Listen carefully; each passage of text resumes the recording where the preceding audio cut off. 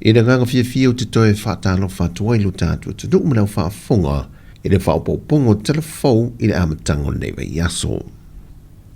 Au le tāpunia le awa noa mole se fulu aso e whaaulua ne ai ni te alosanga e whaasanga i ne whainga whaato sina o solia i le tula fono e whainga pālota i le whaai ungo le vai aso. E na fola sia manino i loa le ofisa sili o le whaamisnonga, le fionga papali i John Taima le langi a whele, e na o le valu tālo sanga i o whaoru atu le lato mtanga luenga, o ia tālo sanga i valu e pe o le whaalau i loa le ofisa sili, o le tālo sanga ma le sui le JPP, mo li pola le iata wa le sā laki, e whaasanga le sui le whaatua tue le tua Sāmoa tasi le ua manu malo, a ua pa au mo li pola alo i te fua mo li pola, mai le tu malo o le ainga le tai, o whale alini mua, o lo tālo sanga i foi le sui le JPP, ia tui loma tusa lani se lota la meko, whaasanga le fionga le sui pāle mia, le fionga atoe lupe ma oi au tele po mune nuku o ne semo, o le isi tālo sanga mai le tu malo sa fata numero mua, o le sui foi o le JPP, ia le ana roni muli talo po sini, e whaasanga i le sui sa man malo mai lu whainga pālota, ia seve te i fui maono, o le isi o tālo sanga e mai li tu malo whaasale le anga numero 5, mai le fionga pesta vai fau te vanga o le sui foi o le JPP, e whaasanga i le sui sa manu malo mai o le whaatu tui le tu Sāmoa tasi, ia vui i inga sione. O le tālo sanga mai le tu malo vai monga numero 2, e mai i le sui o le whaatu tui le tu Sāmoa tasi, ia Tamaleta Jansen, e whaasanga i le sui le JPP le na manu malo, ia le na tai Victor Tamapua. O le tasi o tālo sanga mai le tu malo whaasale le anga numero 2, mai le fionga mangele se kati fiui o le sui o le fast, e whaasanga le sui sa manu malo a le JPP, ia va e lua centenari sa mau. So o ai mal tālo sanga mai whaasale le anga numero 3, o lo tālo sanga le fionga papali i lio o lo i pola ta euma se pau, mai le vaeng whao pufai al whaatua tue le tua Sāmoa tasi, e whaasanga le sui le JPP na manu malo, le tō whāna mulau uru papali i leota sami leota. E le male tālo sanga lo na valu, o le tu malo whale ale le numero 2, o lo tālo sanga i fui maono Maria tuatanga loa Meredith, o le sui sa tau vātu tō tasi, e whaasanga i le sa manu malo, le whiunga fui maono mai awatito a safo, o le whātua tue le tua Sāmoa tasi.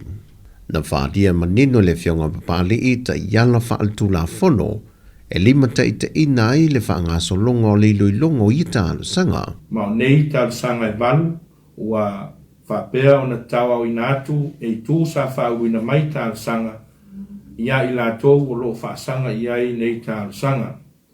Mai tu sa ai malita iala, whale tū la fono e peo na maea o na tu ina mai e le whiunga le whaamsinsili, e 5 aso mai le aso e tau au ina ai, ia le tālo sanga a le watangi. E mawhai ai o na whauina mai se tālo sanga e whaasanga i le o lo tangi po le counter petition i to tonu o le 5 aso whai ngā ruenga.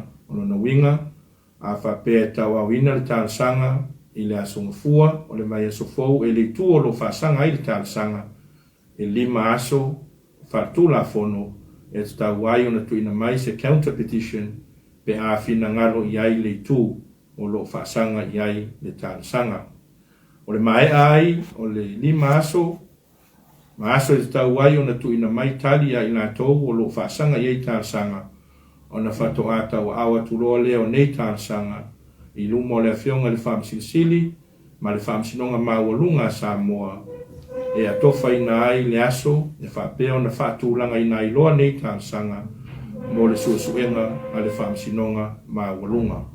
Le ofisa sili mtanga lwenga o whaamsinonga, papali i John Taimalelangi a whele.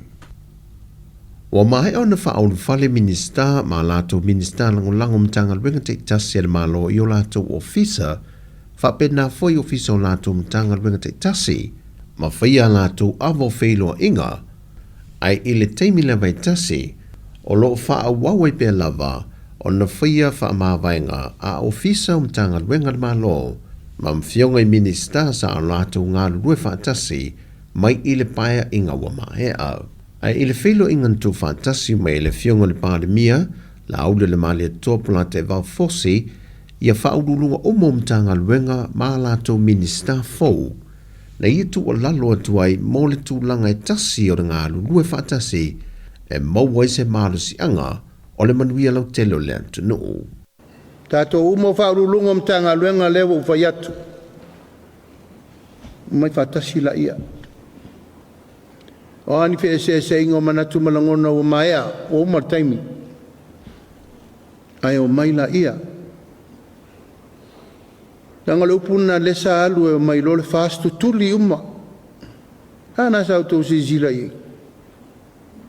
Oina whaia nā whamatalanga whapena. Upuna e leto e mana o mia le taimine nei. Tato mai ngā lue whatasi ma vai ngā luenga. Ai e sodia e ol tu la fono ma ele usta ial mato whatala ulatu. Ele one tangata le tunu.